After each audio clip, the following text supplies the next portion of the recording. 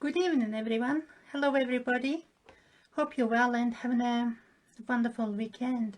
Welcome to ImPossible Conversation, the conversation ordinary people share their stories, journey, and inspire others. Tonight's guest is Rebecca DeWessington.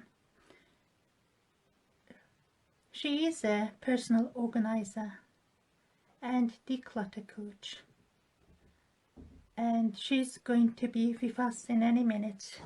I'm going to bring Rebecca now to my screen, and we're going to take it from there. Hello, Frank.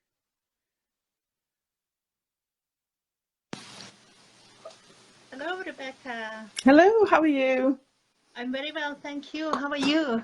I'm good, thank you. Yes. Very well, very good. Okay, could you tell us, our viewers, a little bit about yourself first, please? Yeah, my name's Rebecca and I'm a personal organiser and declutter coach. I'm a mum of 4 and grandmother of 7, and I live in a lovely little village next to the sea in Northumberland. Okay, so why personal organiser and declutter coach? Well, I've been brought up to be tidy by my parents from a very young age. We always had a list of chores that we had to do because both of my parents worked full time, and so they needed help. So from a very young age, we've been helping around and been encouraged to be quite independent and tidy. And then that happened with my children. Sometimes they weren't very happy about it, but I even had a timetable on the fridge that we all followed, including myself, all colour coordinated, so everybody knew what their tasks were for that week. So yeah, it's always been in my blood a little bit. I've had a career quite a varied career. I've worked all over the country and abroad, and finally settled in the Northeast in '93. And through all of my jobs around the country, I have been part of different organisations, met a lot of different people, and I developed a lot of skills. Right, excellent.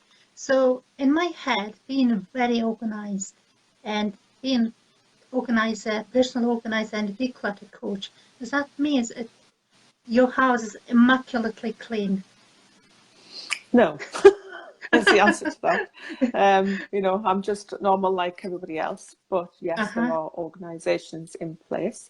And one thing I want to point out about being a personal organiser and declutter coach, it isn't just about you, and it is about the people that you share your life with, and maybe they don't come from that background, maybe they come from a different background. In my case, my partner won't mind me saying that he's always been a person that has hoarded, so to speak, and tends to hang on to sentimental things. And it's only recently that he's begun to look at that part of his life, and we are in the process of decluttering mainly his things. So, Right, yeah, it's very interesting because everyone doesn't have the same background. No, because conditioning is part of the process, and also who you live with, where they come from, and what works for you all. You know, it's not just about simply going in. If I was to come into your house and, for a better word, tidy it up, you would never find. You might not find anything, and you'd be wondering where everything was. And you know, that's not my job. Excellent. So if you talk about the decluttering and personal organizing, which are we talking about, like everything in the house, or is there like any other bits and bobs, like obviously like books, so it could be what's in our wardrobe, or the... Well, in terms of what we've got to do here is separate business from home, because I do both. In business, I would look and come and have a coffee with you and find out where you needed help. And the main focus about helping people in business is to help them where things are taking up their time and they're not able to concentrate on their income producing activity. So they, you know, in that sense, I've been involved in sort of just finished a contract with a vintage clothing lady who gets all her clothes from Europe, and we've actually collated over 4,000 items and to put online and to store. So in terms of business, it's where you need help. In terms of home, which has evolved over the last 6 months, it's looking at what is in overwhelm. So you can't really put a numerical value on it. It's not about the amount of items you have in the house, because we're all different in what we consider to be too much or too little. So it's actually what actually overwhelms you, rather than a numerical item of saying that's too much. Right. Okay. So just like being organized, like you're a personal organizer, and I've just like thought came into my mind, because my family usually go like take TK Maxx, for example, and just thinking their clothes are organized by the size, but most of other shops are organized by what, like the same clothing and got several different sizes. You know what I mean? Yeah, TK Maxx is Yeah. my personal nightmare. I Yeah, actually because want I was just to like go in and thinking, reorganize stuff. It's actually, I just go in and I admit in TK Maxx I am in overwhelm, and I find myself in like I was in Marks and Spencer's the other day in Newcastle, and the wrong sizes were with the wrong items in the sale aisle. So the sale aisle. So I was adjusting them all like I worked there, and I was putting the really? sizes back. So I was saying, oh, I don't work here, but that doesn't belong there. So I just put it where it should go, so other people after me could find the right sizes, because they were all mixed up. So it's kind of if you're a hairdresser and then you're going around, oh, like that hair could have been better for that person type of thing happens Yeah, to you as well. I think luckily it's not personal space. It's Uh-huh. not anybody's personal space, but Yeah. yeah, I do find that TK Maxx in particular, I actually can't shop in there. I know there's a lot of bargains in there, but I find it really hard to be in that environment. Yeah. So what actually do you have when someone wants you hire as their personal organizer and Well, declutter coach? first of all, we go in and we have a chat about what they'd like out of the process. What is the end goal? I usually, if it's a home, they'll take me around their house and tell me where everything is, because if you're decluttering one room, it still matters where other things are within the house, because it's likely that you might be taking things out of that room, and not necessarily out of the house, but just out of that room. So you need to know what space is available elsewhere. In some cases, it depends on the people. You know, everybody's different, and in some cases, it's actually going in and doing it by category.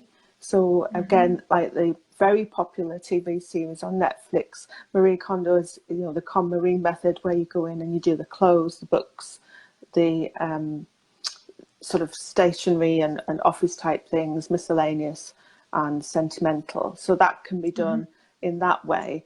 Or you can go in and some people, you know, they'll have, again, it depends on time frames, depends on how you're looking at whether you want to look at a long-term commitment or a shorter-term commitment. So it might be that you're looking at a room. But again, in the room, what I'll do is get you to empty everything from that room into the middle of the room, so that you can assess what you have. And that's a real sort of calling to some people, because they'll have a realization of what actually is in the room, and things they've forgotten about, things that they don't need anymore, things that maybe they've outgrown, or, you know, of the usefulness, or maybe, you know, if it's a bedroom, they might have outgrown those clothing and things like that. So it's a good way of assessing what you have in a room basis. The clients I have generally are long term, tend to be up to 12 months, which sounds a lot, but it Sounds depends. a lot. It sounds really But a lot. they're quite 12 months. they're quite big houses and with families, and it's going to take some time to actually go through that process. and do it properly, because what I want, it's not just about, you know, I'm not going in there to tidy up. I'm going in to help them deal with their overwhelm, and also be part of that process of looking at things and how important they are to them and who may benefit from them. So if they say, well, you know, I don't really need this now, then, you know, we look at who could benefit, you know, whether it's recycling, charity, another friend. You know, there's lots of different types of places that things can go to, including somewhere else in the house where it might be more useful. And it's just that it's become a dumping ground and things like that. So what you have to do is really assess the whole of the process, and you also put methods in place, because what I want to happen is I want you to be decluttered and organised long term and become self-sufficient. And, you know, I'm not essentially Mary Poppins, because I haven't got a little magic wand. We do work together. You know, when I'm with somebody, I work with them, and you know, it's so lovely because all the stories come of different things that come out of drawers and cupboards and memories, and it's a really can be quite emotional and happy and reflective time. Exactly. So people put something like, so keep something in a safe places, and you would never go back to that, and you're just forgetting about it, and then when it all comes out, all the memories and everything will come up at the same time. So it's Yes, quite emotional, isn't it? it can be, and it depends on why you've called in. You know, sometimes if you've lost a loved one and, you know, you're decluttering that house, it can be quite an emotive experience, and rightly so.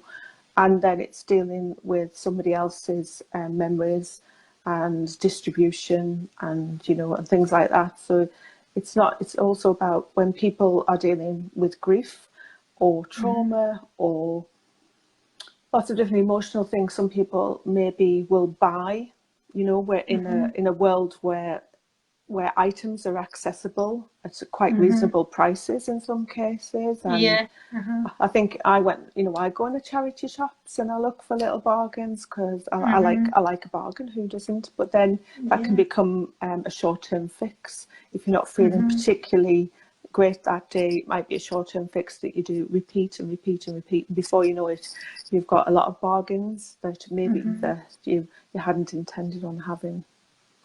Yeah. So after, okay, let's think, if you got you for 12 months, and then when you revisit the house again, or how do you make sure that person's, like, what do you help them? What's your tip for them? People don't go back how it was before. Because Well, maybe when you help them out, it's just they feel like I can do that. But then when you're away, when you're not there, and then people go back to their old habits. I think it's like anything else. It's accountability. You know, when people call me in, they've got to a point where they are committed usually to that process. And what we're trying to do is put methods in place, certain ways of folding, certain areas for certain things. But we're not just dealing with that individual person, we're dealing with the whole of family. So it's also about them communicating to the rest of the family about these processes as well. So if they've got young children, for instance, it might be that they're going to say, you know, play and put away.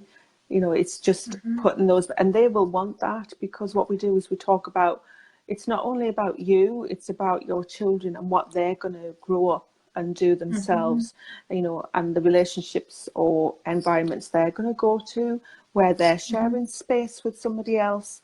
And that can come from a very young age. Obviously, my conditioning came from having to be tidy and put my things away. And I don't remember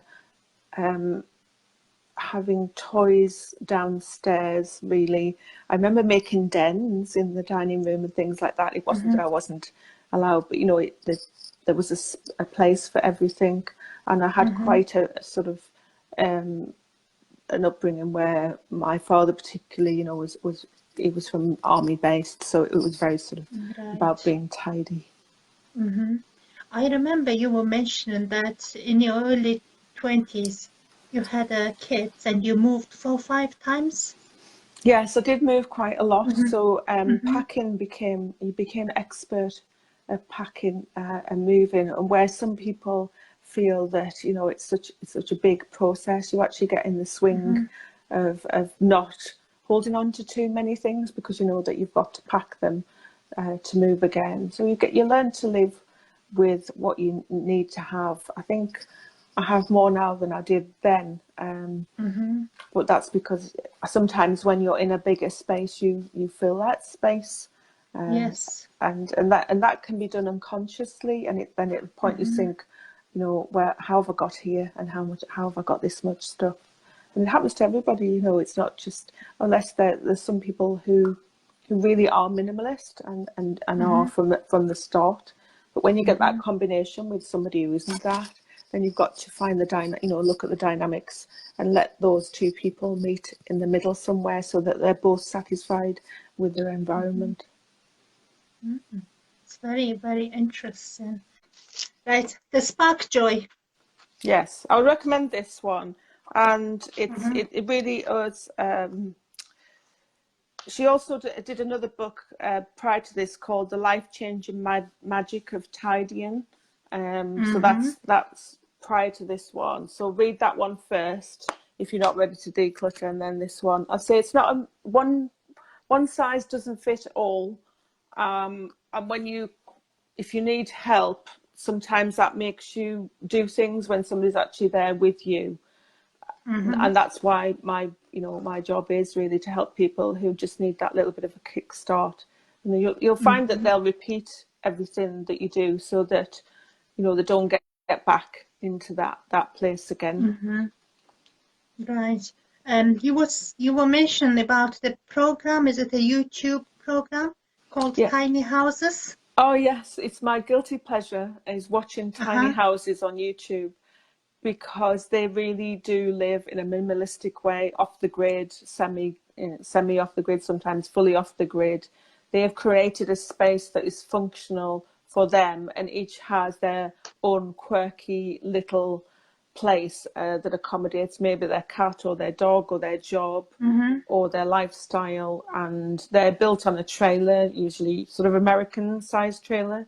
At the Mm-hmm. minute, I think, and please don't quote me on this, that they are still regarded as a illegal homestead. It's so they tend to park themselves on friends' properties or friends' land and use those. And a lot of people want to set up tiny house villages for people who want to be off the grid, but there's just such quirky little spaces, and they use every cupboard and every space to such an efficient way that accommodates them. And sometimes there's been people who have children as well that live in that Mm-hmm. environment. So yeah, it's a really interesting guilty Is it pleasure of mine. is it similar to Caravan?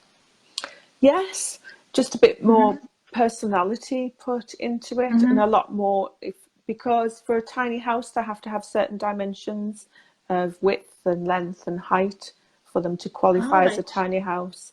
And a Mm-hmm. lot of them, they'll want to be able to pull them with a truck or a large car. So whereas you Mm-hmm. couldn't pull a static, but it's a bit more than a caravan. I would, if you said to me, would you rather have a tourer or a tiny house? I'd rather have a tiny house. Mm. They're a little bit more sort of personality that comes out in people, and people use eco-friendly,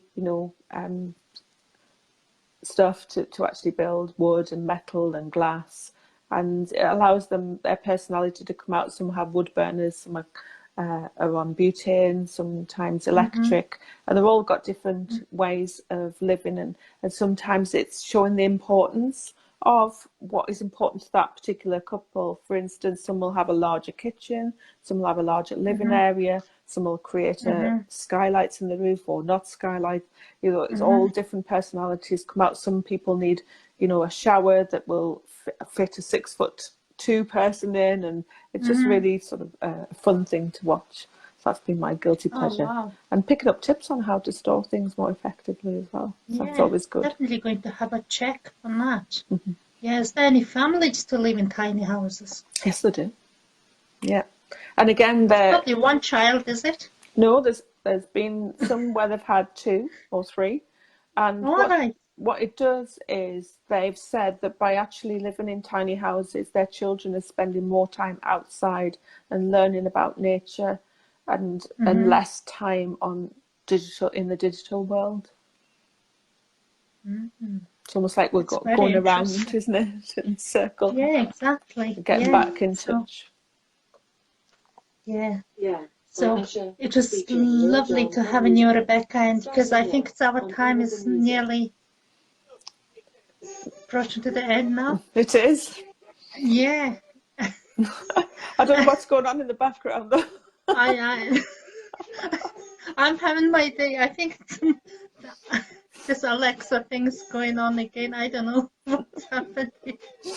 Okay, well, I should take it off. Okay, thanks very much to being here. Okay, you're very welcome. Look, I just went to Alexa, stop.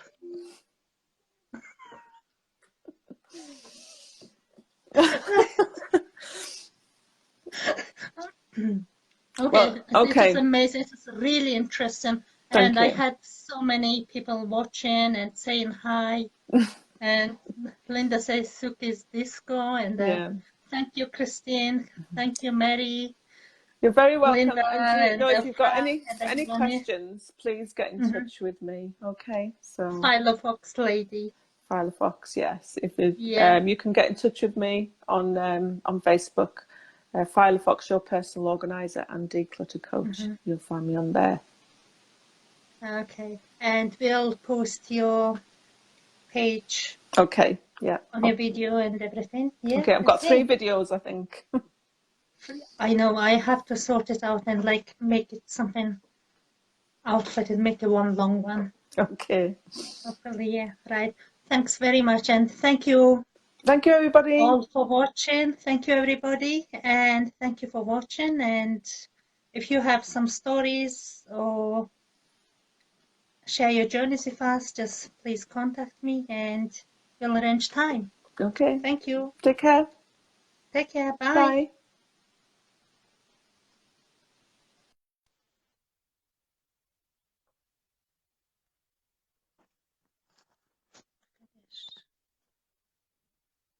Yeah, we're talking about the dynamics of meeting people in the middle and all living in the same space and sharing that space, you know, because it's a very private thing to have somebody come in and go through your personal items and help you organize them. So it's a huge place of trust involved in this process. But so at the end of that process, it's such a lovely thing to have achieved all of those things. And what you find is when you go back, a lot of people are so pleased with themselves because they're able to show you that what you've done and that they've retained it, and that it's still working, it's still functional, things are functioning better for them.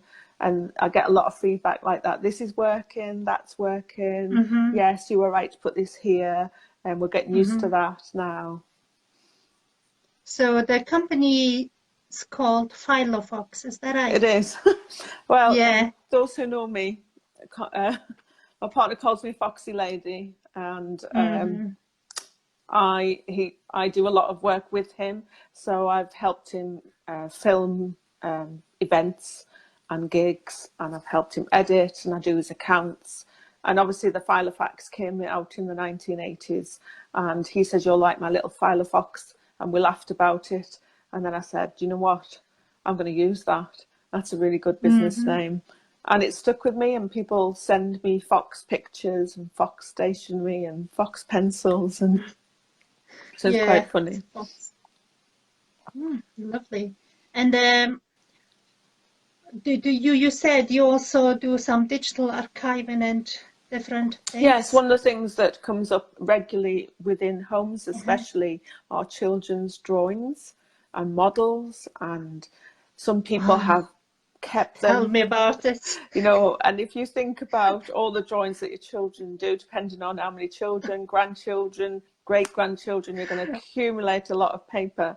So one of the things Yeah. that I suggest people do, or I can do, is that we photograph them or scan them. Photographs can deteriorate as well unless they're kept in the, you know, the right container in the right environment. You know, they are when people think of disasters like flooding and fires and things like that, you really have to protect your photographs. So one of the things that you can do is digitally archive them.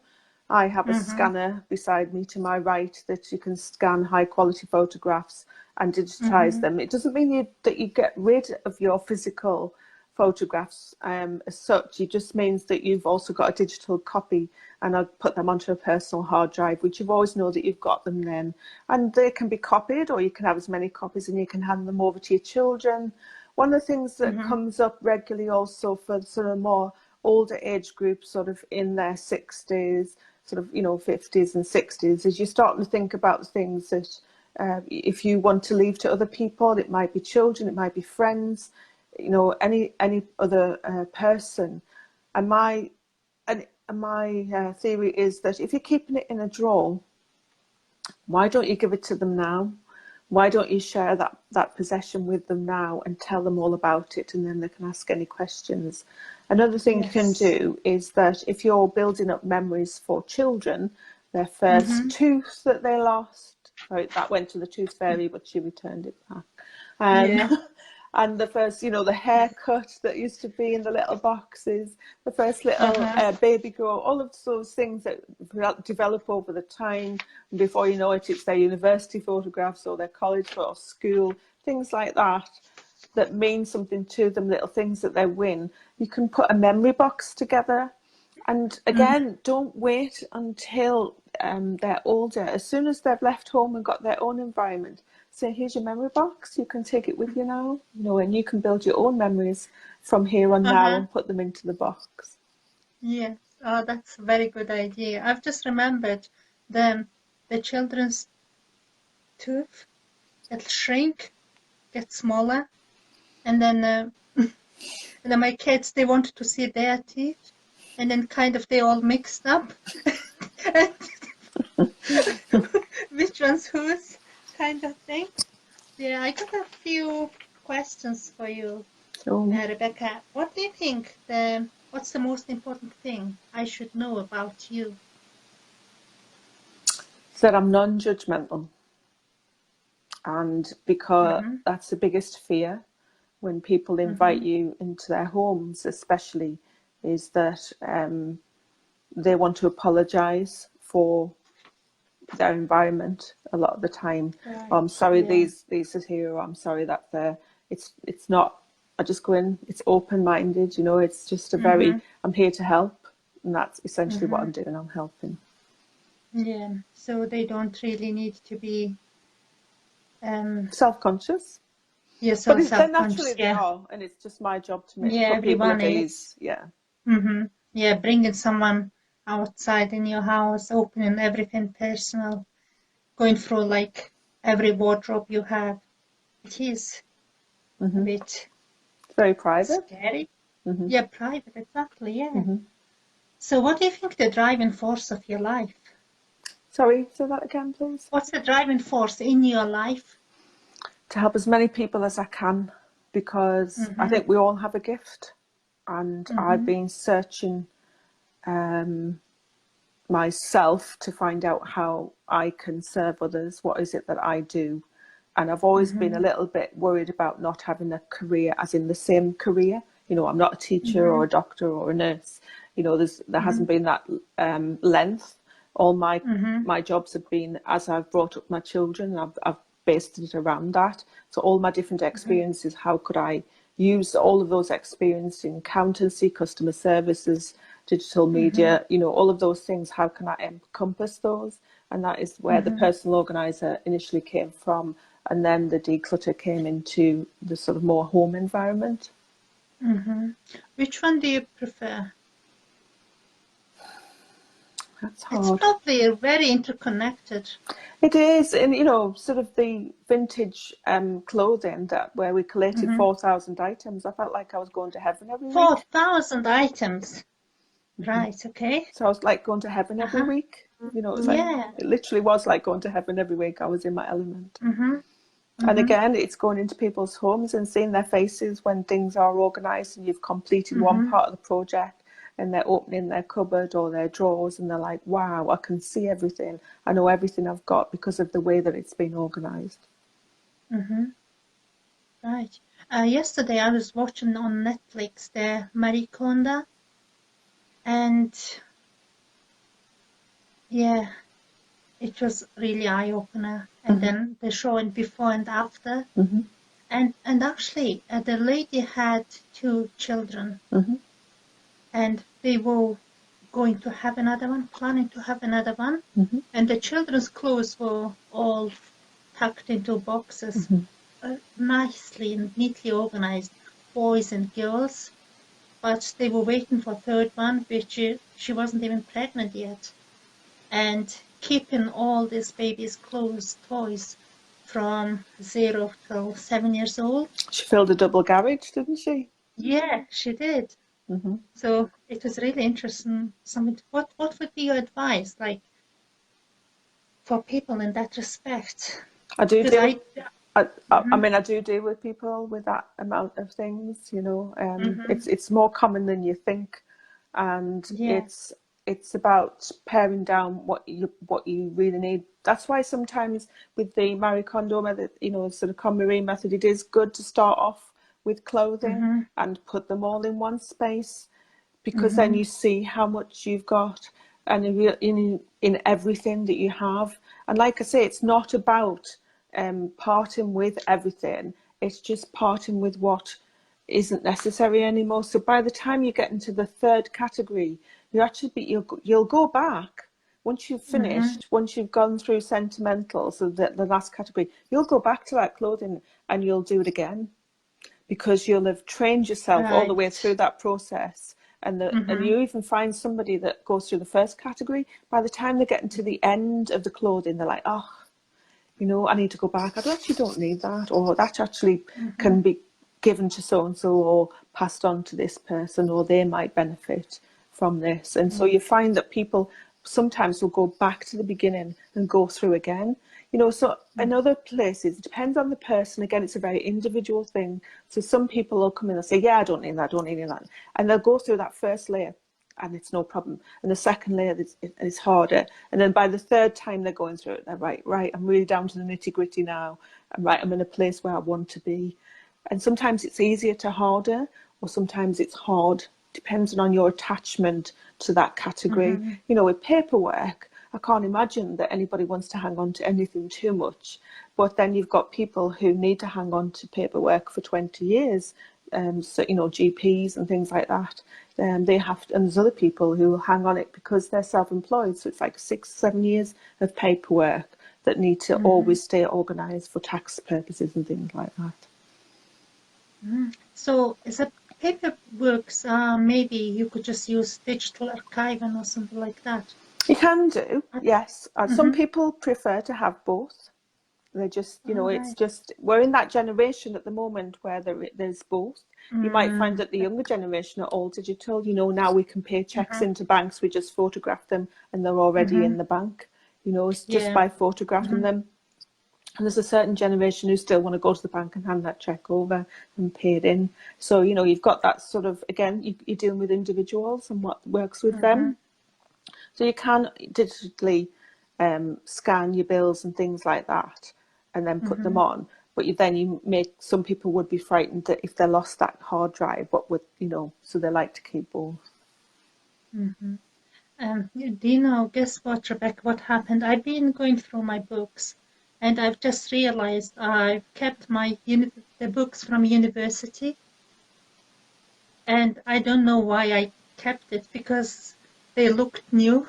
Probably I haven't even opened them, and I just kept it. So what would your advice be in a book-wise? Because I really need a very good tip in that area. How think can I get rid of the books that I don't need? But I still have a feelings towards it. That's what I would say.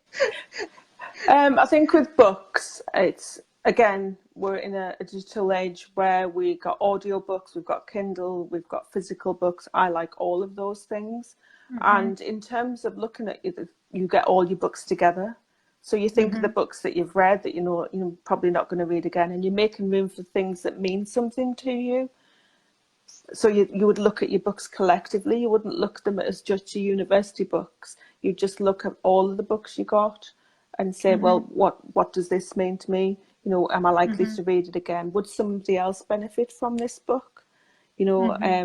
Or you could, like here in the Northeast, we have in Alnwick, you have barter books where they'll give you vouchers. Oh, yes, You can take your books up and you could maybe get something, maybe you have a real Get another book. I go to clothes swapping events. Have you heard of clothes swapping? No. Well, clothes swapping is an event where you all bring the clothes that you no longer would like, and somebody hosts the evening and you swap. So somebody else might like what you've got. But when I go, I'll take a bin bag and tell myself I can only come back with 2 things. Right, okay. And that's how I get around that. So if somebody who's into, I am into my clothing, that is my guilty pleasure. I love vintage clothing, and I like a bargain like anybody else. But my rule of thumb is if I'm going to go to a clothes swap, I always come away with a lot less than I've taken. And those clothes will either go to another person or go to a food bank. Sorry, something like a food bank where they need clothing or the homeless and things like that. So, yeah. So if you buy one new item, get rid of one of the old one. Depends on how much clothing 1-1. you've got. It could do a 1-1 or 2 out, 1 in, or 3 out, 1 in, depending on the amount of clothing that you've got. Right, okay. Probably 1 in, 3 out then. That's me too. So if you could be doing anything and be anywhere right now, what and where would you rather be? Well, last time I thought about this, it was at the Tony Robbins event in London. But actually, what I would love to do is go on a retreat just for a week without the digital world, with no contact with anybody, and read about how I can help people further, because knowledge is king, and the more you read about different situations, the better that you'll get at something. And it does interest me. It interests me outside of work. It's something that I am passionate about. So to actually be able to go away and do something meditative or mindset and go for walks, fresh air, log burners this time of the year, all of those types of things, I'd love to do that right now. So like no phone, no internet, nothing. It's just book and you. No Kindle. No Kindle. No, Yeah, I've got a stack of books. Yeah, I would take. Right. Okay. I was just going to offer, because I know the place, but then if you're going to read a book there, even a book's not allowed. Right. Because I've done few years ago, I've done a Vipassana meditation course, and that's for 10 days. Wow. And it's just you, and you don't even speak to other people. I don't know how I'd cope with that. Not speaking. I'm a good talker. You have to find out. You have to find out. God, I have a hard job shutting me up for a day. It's really, really interesting place to be. So, what's the one thing you've had to overcome in your life? Right. I've been quite a few things. And I think that's why, that's why I am where I am, and I'm able to help people. I think one of the things that is quite common amongst a lot of people is depression. And I had about six years of that with very intensive treatment. And I walked away from that when I was 33, so 20 years ago. And I haven't been back since. So it was, that was a big part of my life and part of my family's life as well. So, but then if you think back now, who you are now is everything what's happened before, and then that made you stronger. Absolutely. Yeah. Absolutely. Every challenge makes you richer as a person, and Yeah. will always leave you with a gift.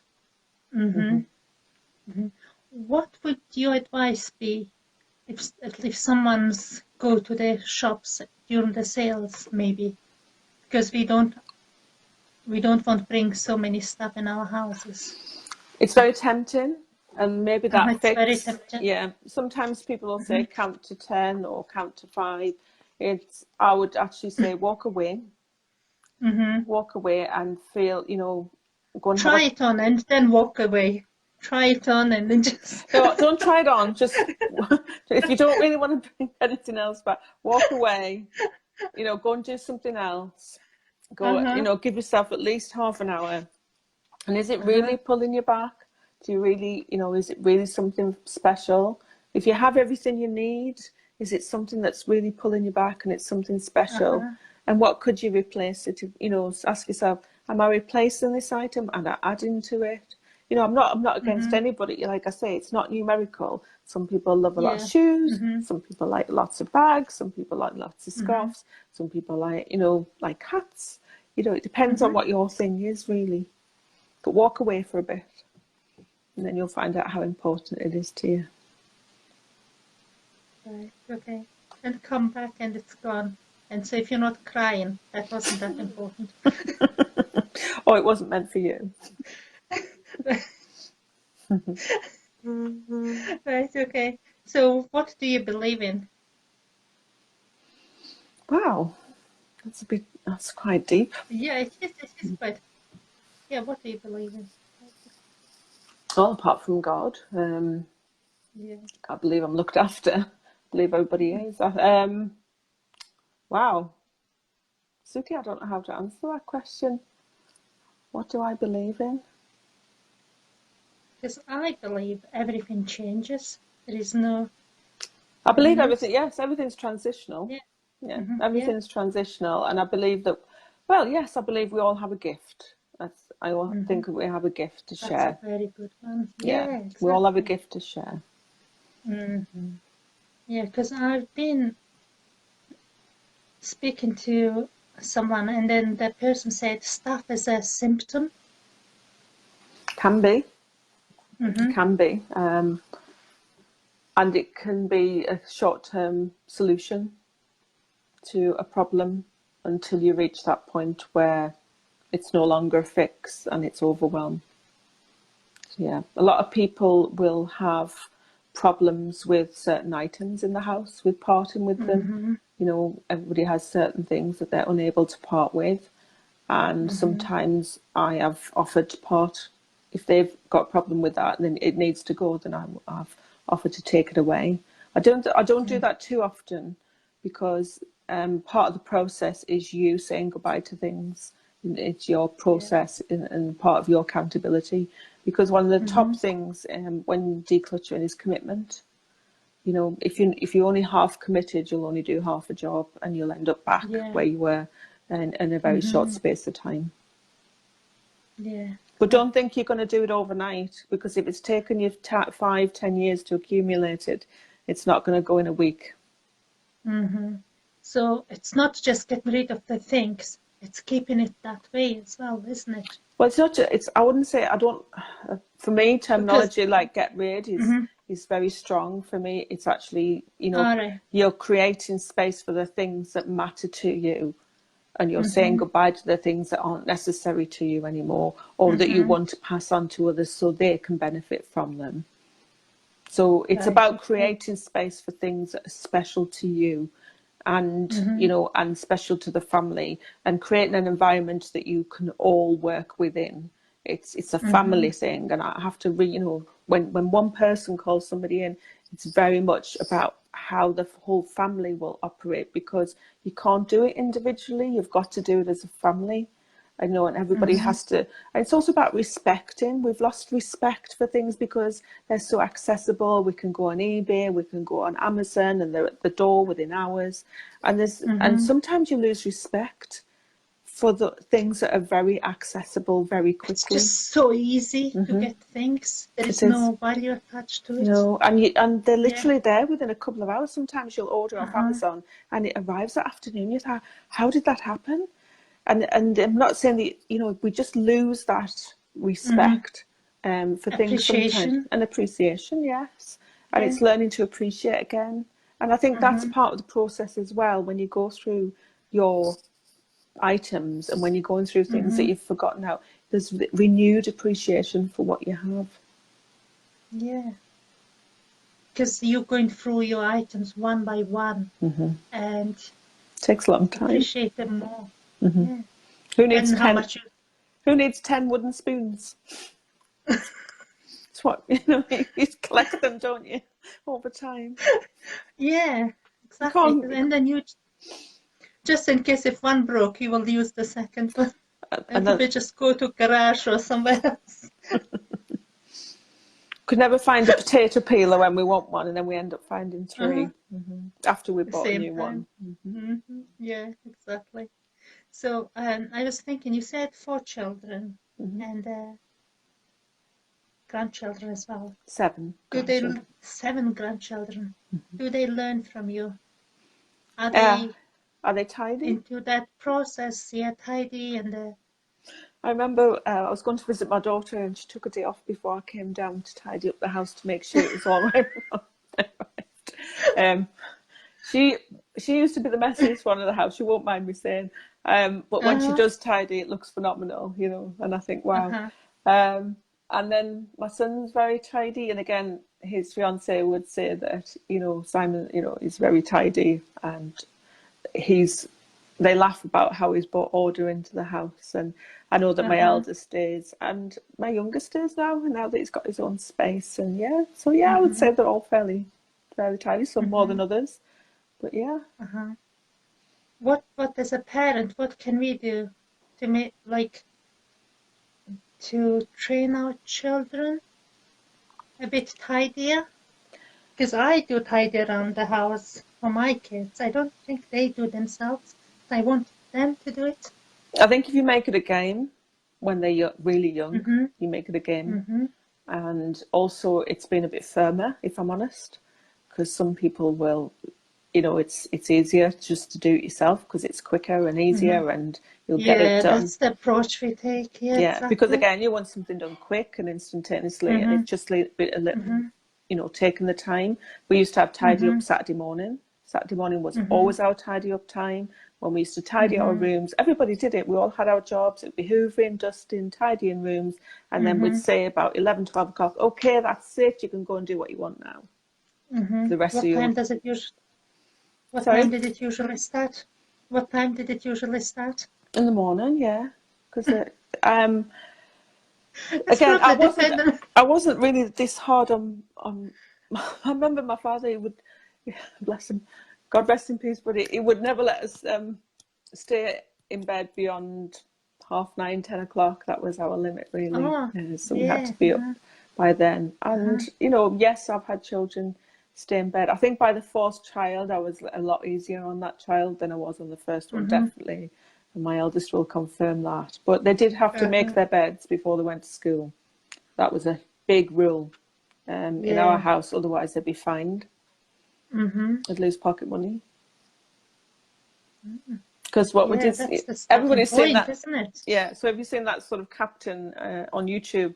And he always said one of the things that you should do is make your bed in the morning, because no matter what kind of day you've had, and particularly if it's been a bad day, then there's nothing better than climbing into a made bed, because there is some order there, and it does make you feel better.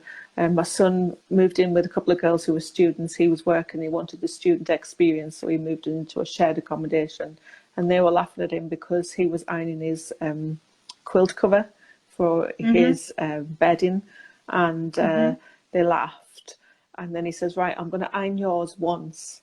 What are your quilt covers? And show you how it feels to actually have an ironed quilt cover rather than an unironed one in your bed. And they did say it made a difference. And they said, you're right. He said, I'm not doing it again. You know, I'm not a mug, but I'll just do it the once to show you how it feels. It feels completely different.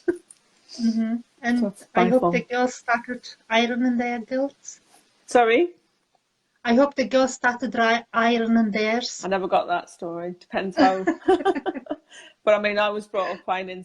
I ironed from a very early age. I started on flannels Uh-huh. and towels, but that was just to get used to using an iron and things like that. So Yeah, it's just all the families are different and everyone's raised in a different they way. are, and whatever works for them.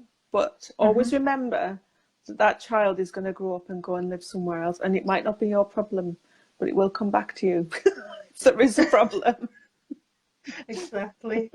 Right. Is there any book you would recommend who wants to just go into a little bit basics of having a go themselves? Well, the Marie Kondo Yeah. book is, you know, it is a good book. Mm-hmm. I'm just going to move backwards.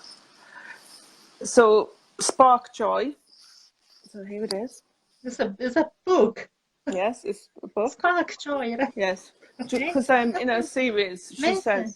she Uh-huh. says, what brings you joy, Uh-huh. and you know, what sparks joy. And it's a good question to ask yourself. But you know, not everything's going to bring you joy. I'm certain there's certain kitchen utensils that really don't bring me joy, you know, but they are Mm-hmm. necessary. But when you're really struggling with something, you know, hold yourself and ask yourself, does it bring you joy? And that's Right. The Spark Joy. yes, I would recommend this one. And Mm-hmm. it really is. She also did another book prior to this called The Life-Changing Magic of Tidying. So Mm-hmm. that's prior to this one. So read that one first if you're not ready to declutter, and then this one. I say it's not one size doesn't fit all. And if you need help, sometimes that makes you do things when somebody's actually there with you. Mm-hmm. And that's why my job is really to help people who just need that little bit of a kickstart. And you'll find that Mm-hmm. they'll repeat everything that you do, so that they don't get back into that place again. Mm-hmm. Right. You were mentioning about the program. Is it a YouTube program called Yeah. Tiny Houses? Oh yes, it's my guilty pleasure is watching tiny Uh-huh. houses on YouTube, because they really do live in a minimalistic way, off the grid, semi off the grid, sometimes fully off the grid. They have created a space that is functional for them, and each has their own quirky little place that accommodates maybe their cat or their dog or their job Mm-hmm. or their lifestyle. And they're built on a trailer, usually sort of American sized trailer. At the Mm-hmm. minute, I think, and please don't quote me on this, that they are still regarded as a illegal homestead. It's so they tend to park themselves on friends' properties or friends' land, and use those. And a lot of people want to set up tiny house villages for people who want to Mm-hmm. be off the grid, but there's just such quirky little spaces, and they use every cupboard and every space to such an efficient way that accommodates them. And sometimes there's been people who have children as well that live in that Mm-hmm. environment. So yeah, it's a really interesting guilty Is it pleasure of mine. is it similar to Caravan? Yes, just a bit Mm-hmm. more personality put into it, and Mm-hmm. a lot more because for a tiny house they have to have certain dimensions of width and length and height for them to All qualify as a right. tiny house. And a Mm-hmm. lot of them, they'll want to be able to pull them with a truck or a large car. So whereas you Mm-hmm. couldn't pull a static, but it's a bit more than a caravan. I would, if you said to me, would you rather have a tourer or a tiny house? I'd rather have a tiny house. Mm. They're a little bit more sort of personality that comes out in people, and people use eco-friendly, stuff to actually build, wood and metal and glass, and it allows them their personality to come out. Some have wood burners, some are on butane, sometimes Mm-hmm. electric, and they've all got different ways of living, and sometimes it's showing the importance of what is important to that particular couple. For instance, some will have a larger kitchen, some will have a larger living area, some will create skylights in the roof or not skylight. You know, it's all different personalities come out. Some people need, you know, a shower that will fit a 6'2" person in, and it's just really sort of a fun thing to watch. So that's been my guilty pleasure. Oh, wow. And picking up tips on how to store things more effectively as well. So that's always good. Definitely going to have a check on that. Yeah, is there any families still live in tiny houses? Yes, they do. Yeah. And again, Probably one child, is it? No, there's been some where they've had 2 or 3. And what it does is they've said that by actually living in tiny houses, their children are spending more time outside and learning about nature and less time on in the digital world. It's almost like we're going around, isn't it, in a circle? Yeah, exactly. Getting back in touch. Yeah. So it was lovely to have you, Rebecca, and because I think our time is nearly approaching to the end now. It is. Yeah. I don't know what's going on in the background though. I'm having my day. I think this Alexa thing's going on again. I don't know what's happening. Okay, well, I should take it off. Okay, thanks very much to being here. Okay, you're very welcome. Okay, just wait. Alexa, stop.